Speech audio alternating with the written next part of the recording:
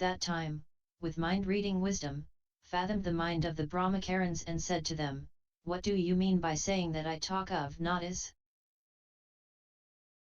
All the Brahmacarins said, "You, Gautama, have previously stated, here and there in the sutras, that all beings do not possess the self. Now you say that there is no self. How can you say that this is not the nadis theory? If there is no self, who upholds the precepts and who violates them?"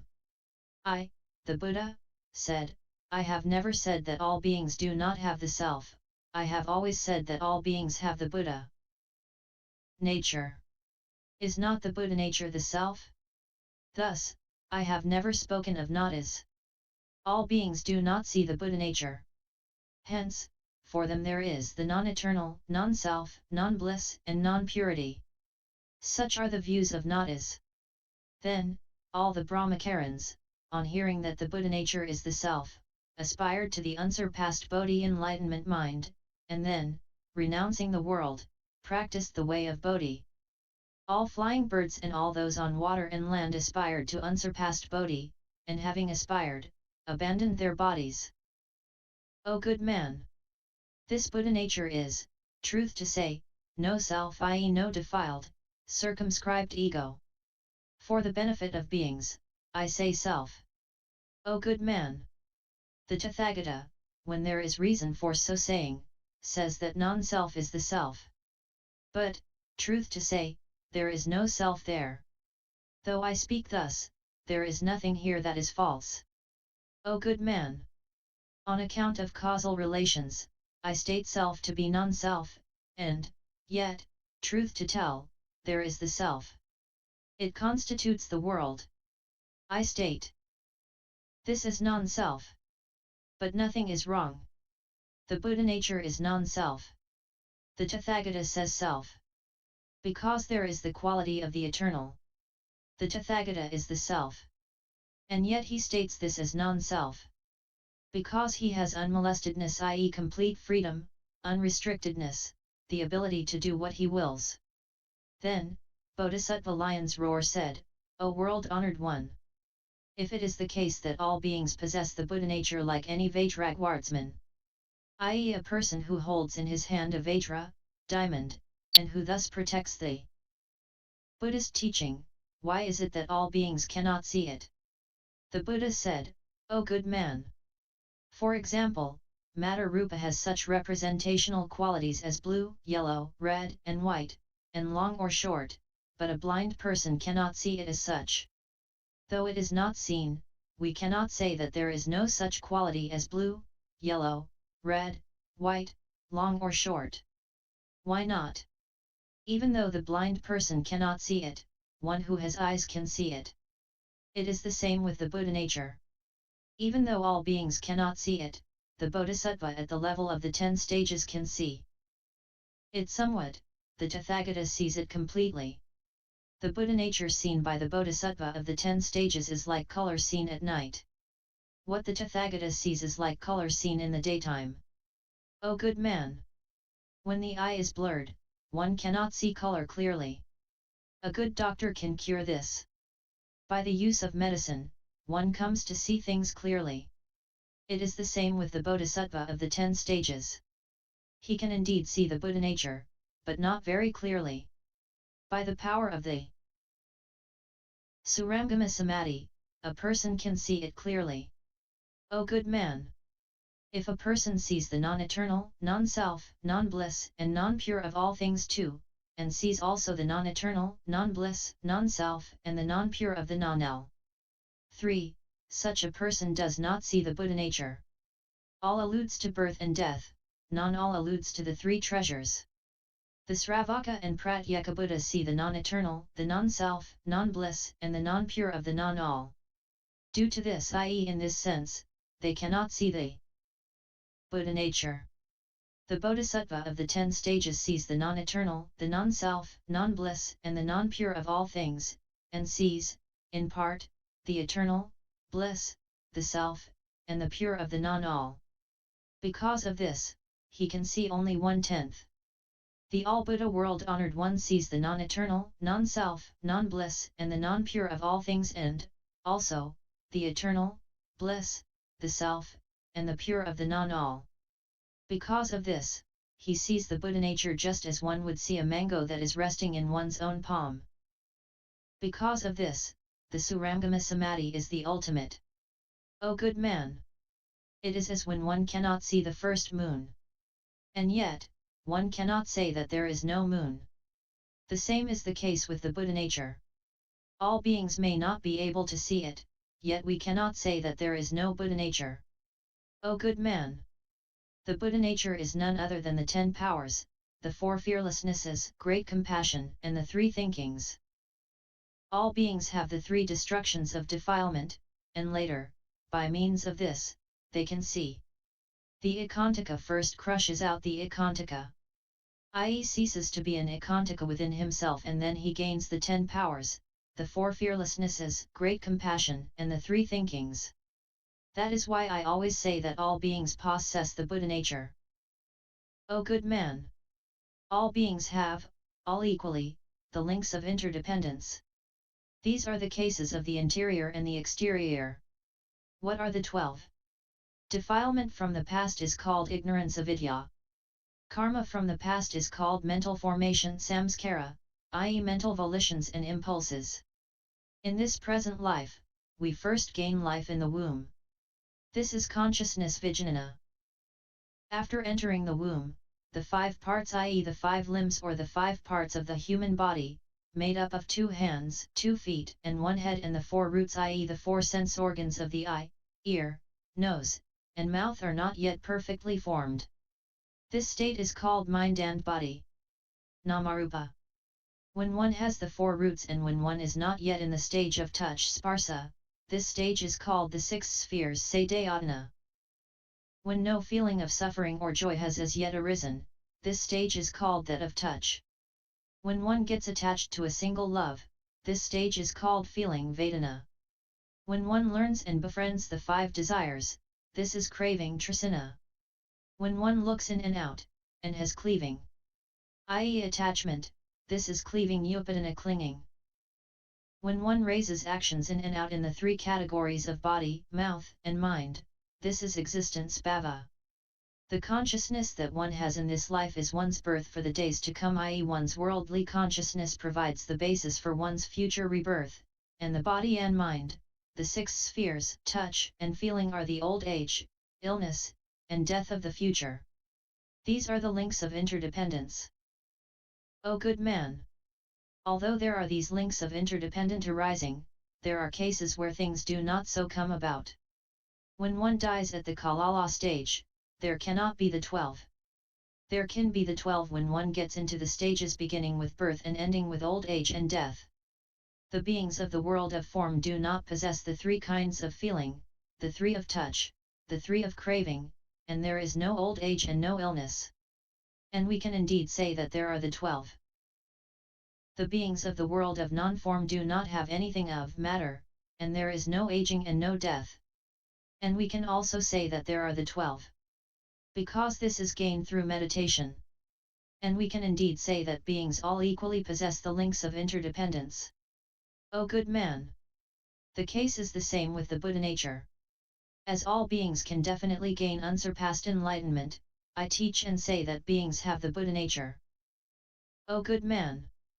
There is a grass called Ninaku in the Himalayas. If a cow eats it, that cow will bring forth sarpermanda.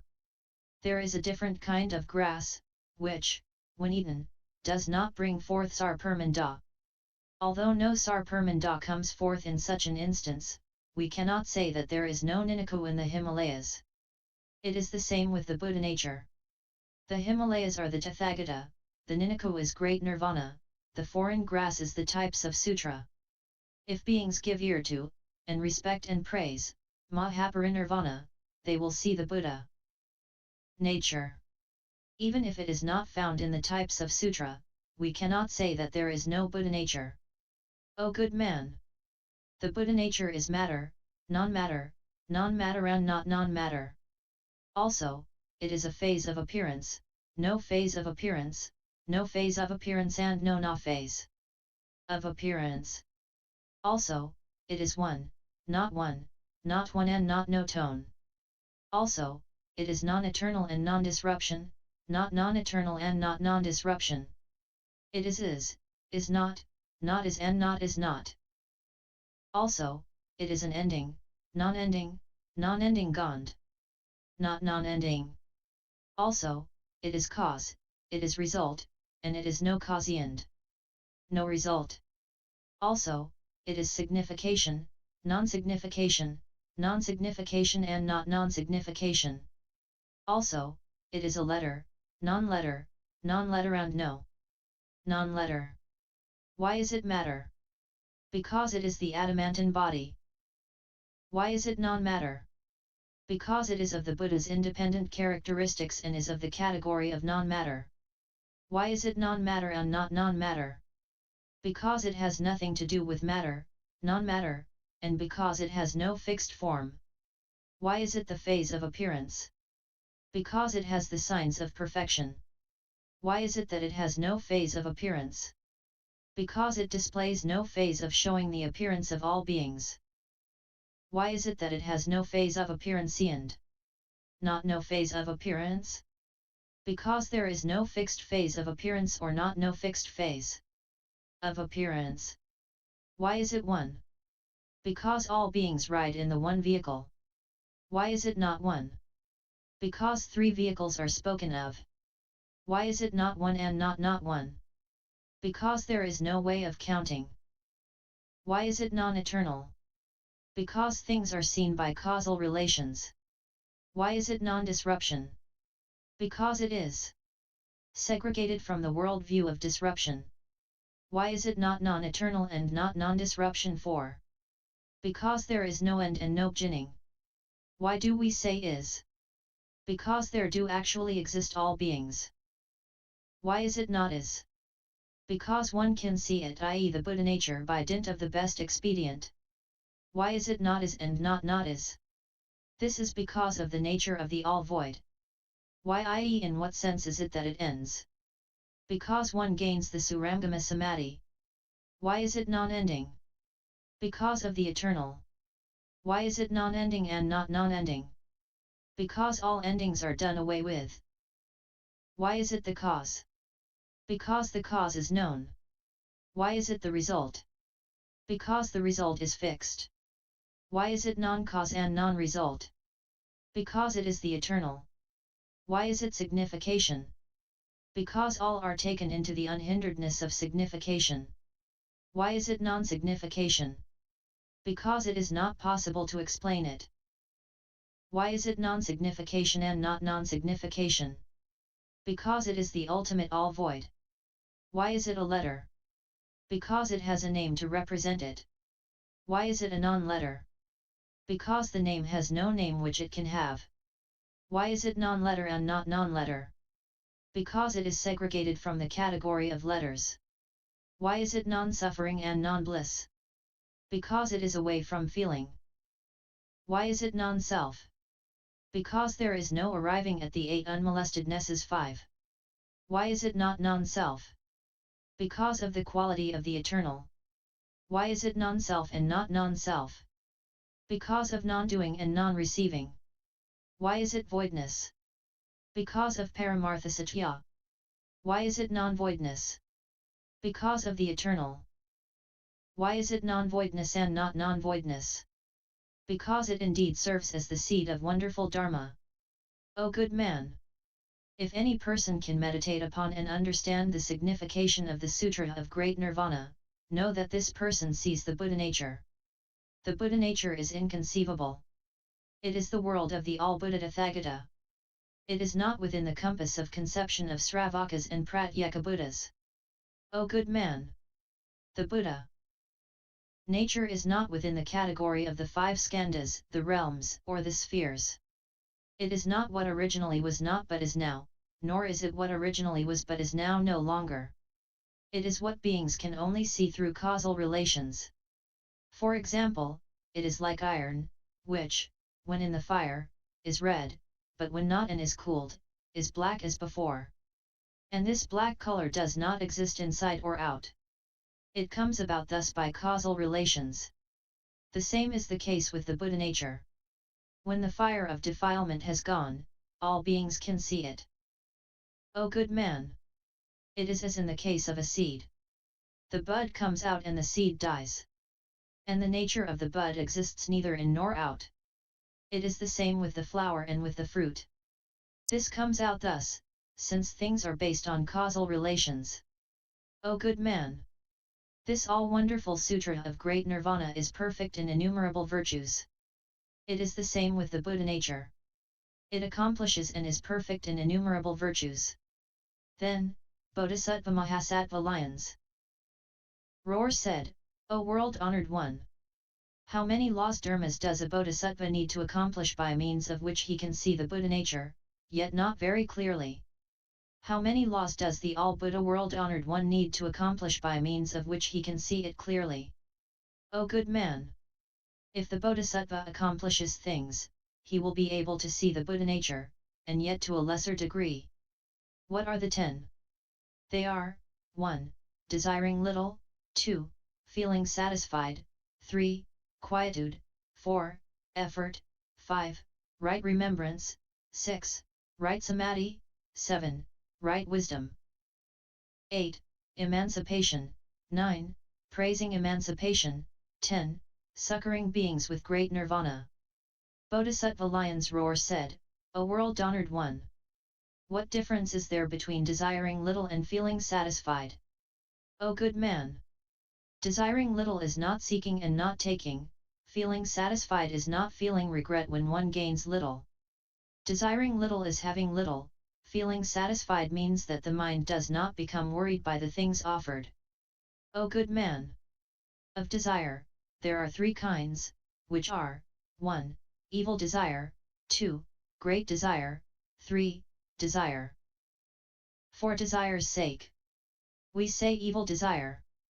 A bhikshu may gain greed in his mind, become the head of a great mass of people, make all priests follow him, make all the 4 classes of the Buddhist Sangha make offerings unto him, respect, praise, and make much of him, make him preach, first of all others, before the 4 classes of the Sangha, make all believe in his words, make kings, ministers, and rich people pay respect to him, so that they may give him an abundance of clothing, food, drink, bedding, medicine, and the very best types of accommodation. These are desires relative to the temporal life of birth and death. This is evil desire. What is great desire? For example, there is a bhikshu who gains greed in his mind, so that he makes himself known among the 4 classes of the Buddhist Sangha as one who has attained the stage of the first abode stage up to the 10th, unsurpassed Bodhi, Arhatship, or such others as the stage of Srotapanna, the 4 dhyanas, or the fourfold unhindered knowledge. All this is merely for the sake of profit. This is great desire. A bhikshu may desire to be born as a Brahma, as Marapapians, as an Isvara, a Chakravartin, a Kshatriya, or a Brahmin, so that he can have unrestrictedness. As this is but for profit, such a desire can well be called one for desire's sake. If a person is not despoiled by these 3 evil desires, such a person is one with little desire to possess. By desire is meant the cravings. If a person does not have these cravings, such a person is called one who has little desire to possess. When a person does not seek to possess what he may well expect to have in the days to come, we call this seeking little to possess. The person gains, but does not cling. This is feeling satisfied. Not seeking to be respected is seeking little to possess. A person may obtain things, but if he does not seek to hoard them up, this is feeling satisfied. O good man! There is a situation where one has little seeking to possess, but which cannot be called a state where one is satisfied, and also there is a situation where one is satisfied, and yet this is not what one could well call a state where one is satisfied. Also, there is a situation where one has little seeking to possess and yet is satisfied. Also, there is a situation where one does not have little seeking to possess and is not satisfied. Seeking little to possess refers to the Srotapanna, and feeling satisfied refers to the Pratyeka Buddha. Seeking little to possess and not feeling satisfied refers to the so-called Bodhisattva. O good man! There are two kinds of seeking little to possess and feeling satisfied. The one is good, and the other non-good. Non-good refers to the so-called common mortal, and good to the holy persons and the bodhisattvas. All holy persons may gain the fruition of the way they have practiced, but they will not praise what they have gained. As they do not praise, their minds do not have any worry. This is feeling satisfied. O good man! The Bodhisattva-mahasattva studies and practices the Mahayana Sutra of Great Nirvana and sees the Buddha nature. Because of this, he practices the way of seeking little to possess and feeling satisfied. What is quietude? There are two kinds of it. One is quietude of mind, and the other quietude of body. By quietude of body is meant not performing the three evils with the body, by quietude of mind is meant not committing the three evils with the mind. This is having quietude in body and mind. Quietude of body means not befriending the four classes of the Sangha, not taking part in the work done by the four classes of the Sangha. By quietude of the mind is meant not generating greed, anger, or ignorance. This is quietude of body and mind. There may be a bhikkhu whose body may find quietude, but whose mind does not find it. Or the mind may be in quietude, but not the body. Or there are cases where the body and mind are in quietude, or where the body and mind are not in quietude. We may say that the body is in quietude, but the mind is not. For example, a bhikkhu sits in dhyana meditation, segregating himself from the four classes of the Sangha. But the mind may yet always generate greed, anger, and ignorance. This is what we call the body's being in quietude but the mind's not. We say that the mind is in quietude, but the body is not. This alludes to the situation where a bhikkhu might befriend the four classes of the Sangha, kings and ministers, and segregates himself from greed, anger, and ignorance. This is where we speak of the mind's being in quietude but the body's not. We say that body and mind are in quietude. This refers to the Buddha and Bodhisattvas. We say that the body and mind are both not in quietude. This refers to all common mortals. Why? Because common mortals may well enjoy quietude in body and mind. Yet they cannot meditate deeply on the non-eternal, non-bliss, non-self, and the non-pure. For this reason, common mortals cannot have quietude in their actions of body, mouth, and mind. Such classes of people as the Ekantaka, those who have committed the four grave offences, and those of the 5 deadly sins also cannot be called those whose body and mind are in quietude. What is effort? There is a bhikkhu who desires to purify the actions of his body, mouth, and mind, and segregates himself from all evil deeds, amassing all good deeds. This is effort. One such focuses his mind on the 6 spheres, which are 1. Buddha, 2. Dharma, 3. Sangha, 4. Sila moral precepts, 5. Offerings, 6. Heaven. This is right thinking. The samadhi resultant from right thinking is right meditation. One abiding in right meditation sees all things as void. This is right wisdom. One perfect in right wisdom segregates his self from all the bonds of defilement. This is emancipation. The person who has gained emancipation praises it to all beings and says that this emancipation is eternal and unchanging. This is the correct praising of emancipation. This is unsurpassed Mahaparinirvana. Nirvana is none other than the extinction of the fire of all the bonds of defilement. Also, Nirvana is called a house. Why? Because it well protects one from the evil winds and rains of defilement. Also, Nirvana is a refuge. Why? Because it is well beyond all fears of the world. Also, Nirvana is a sand dune. Why? Because the formatting floods of water cannot wash it away. What are these four? They are 1. The storm of desire, 2. The storm of existence, 3. The storm of the wrong views of life, 4. The storm of ignorance. For this reason, Nirvana is called the sand dune. Also, Nirvana is the final refuge. Why? Because one arrives at absolute bliss. If a Bodhisattva-mahasattva accomplishes, and is perfect in, these 10 things, he will see the Buddha nature, but not quite clearly. Also, next, O good man! Those who have fled from worldly life suffer from 4 illnesses. Because of this, they are unable to arrive at the 4 fruitions of a bhikkhu. What are the 4 illnesses? These are the 4 evil desires for 1. Clothing, 2. Food, 3. Bedding, 4. Existence. These are the 4 evil desires. These are the illnesses of those who have abandoned worldly life. There are 4 good medicines which will cure these well. The Pamsukula, i.e. Buddhist robe made from abandoned cloth, well cures the bhikkhu's evil craving for clothing. Alms begging well cures the evil craving for food. The shade under a tree cures the evil craving for bedding. Quietude of body and mind well cures the bhikkhu's evil craving for existence.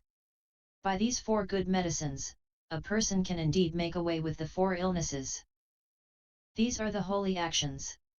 Such holy actions are seeking to possess little and feeling satisfied. Quietude comprises 4 blisses. What are the 4? They are, 1. Bliss of fleeing from worldly life, 2. Bliss of quietude, 3. Bliss of eternal extinction of defilements, 4. Ultimate bliss. These 4 are quietude. These call forth 4 efforts. So we say effort. It accompanies 4 thinkings. So, we speak of right thinkings. As it accompanies 4 dhyanas, we say right meditation. We see 4 holy truths. So, we say right wisdom. This thoroughly makes away with all bonds of defilement. So, we speak of emancipation. As it reproaches the wrongs of all defilements, we speak of the praising of emancipation. O good man! The Bodhisattva-mahasattva peacefully abides in all these 10 things, and he can see the Buddha nature, but not very clearly. Also, next, O good man! The Bodhisattva-mahasattva, having listened well to this sutra, befriends it, practices the way, and segregates himself from worldly life. This is seeking little to possess. Renouncing the world, he feels no regret. This is feeling satisfied. Feeling satisfied, he seeks lonely places and segregates himself from all noise. This is all silent quietude. Those who do not feel satisfied do not desire to be in a lonely and quiet place. Those who are satisfied seek a lonely and quiet place. In a quiet place, he, i.e. the Bodhisattva, always thinks, people all say that I have attained the end of Asramana's quest of the way. But I have not yet reached it. How could I now deceive others? Thinking thus, he makes effort and learns the end of Asramana's attainment of the way. This is effort. One who befriends and practices the way of great nirvana is one who abides in right thinking. He follows the way of heaven. This is right meditation. He abides in this samadhi and sees things rightly. This is right wisdom. One who sees things rightly thoroughly cuts off the bond of defilement. This is emancipation. The Bodhisattva of the 10 stages truly praises nirvana. This is the praising of emancipation. O good man! They Bodhisattva-mahasattva abides in these 10 items and sees the Buddha nature, yet not clearly. Also, next, O good man! We speak of seeking to possess but little. A bhikkhu sits in a lonely and quiet place. He sits rigidly and does not recline. Or he lives under a tree, or amidst graves, or in the open, or he sits on grass. He goes alms begging, begs for food, and having partaken of it, he is satisfied. Or it may be 1 meal for a sitting. He only keeps 3 robes, which are those made from abandoned rags or woolen cloth. This is seeking to possess but little. Living thus, he does not feel regret. This is feeling satisfied. He practices the samadhi of the void. This is quietude. Perfect in the 4 fruitions, he has no moment of rest from attaining unsurpassed Bodhi. This is effort. His mind set, he meditates on the fact that the Tathagata is the eternal and that he is unchanging. This is right thinking. He practices the 8 emancipations. This is right dhyana. He gains the 4 unhinderednesses. This is right wisdom. He segregates himself from the 7 defilements. This is emancipation. He praises Nirvana and says that Nirvana does not possess the 10 aspects of life. This is praising emancipation. The 10 aspects of life are birth, aging, illness, death, color, sound, smell, taste, touch, and impermanence. When one is segregated from these 10, we say that we have attained nirvana. O good man!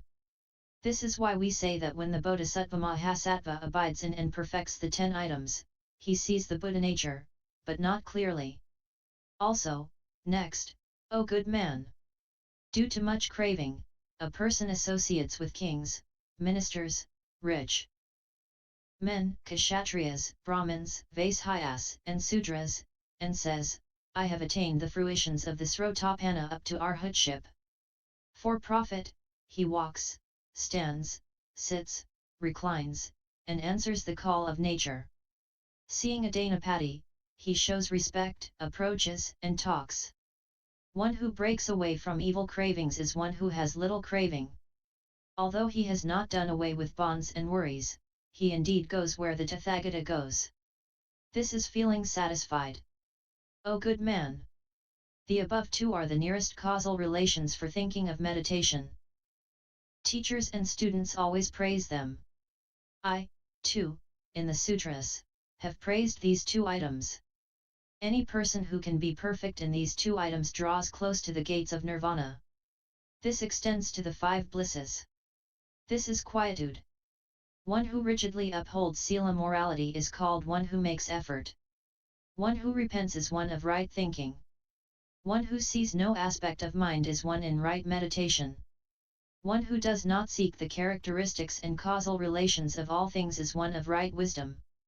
As there is no exterior aspect, defilement goes away. This is emancipation. Thus praising the Sutra of Gret.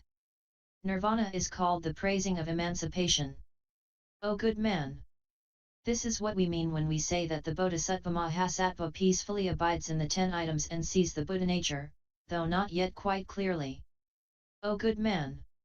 You ask, with what eye does the Bodhisattva of the 10 stages see the Buddha nature, but see it not quite clearly, and with what eye does the world-honored one see the Buddha nature clearly? O good man! With the eye of wisdom one sees it not quite clearly, with the Buddha eye, one sees it clearly. When one is in Bodhi practice, there is no clearness, with nothing to practice, one sees all clearly.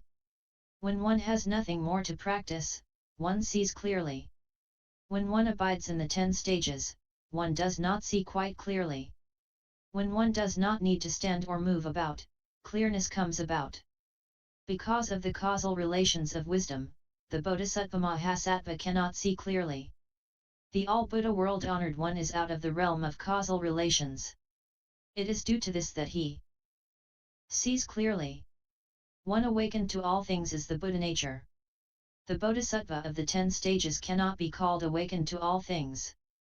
Because of this, though he sees, he does not see things clearly. O good man! Of seeing, there are 2 kinds. One is seeing with the eye, the other is hearing and seeing. The all-Buddha world-honored one sees the Buddha nature with the eye, in the same way in which one sees an amra mango that is in one's own hand. The Bodhisattva of the 10 stages sees the Buddha nature through hearing. Hence, not quite clearly. The Bodhisattva of the 10 stages knows well that he will definitely attain unsurpassed enlightenment.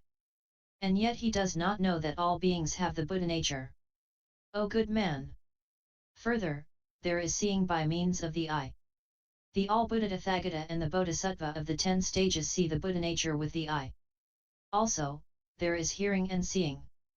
All beings and those of the 9th Bhumi stage hear and see the Buddha nature. The Bodhisattva may hear that all beings possess the Buddha nature. But if he does not believe in this, this is no hearing and seeing. YouTube video Buddhist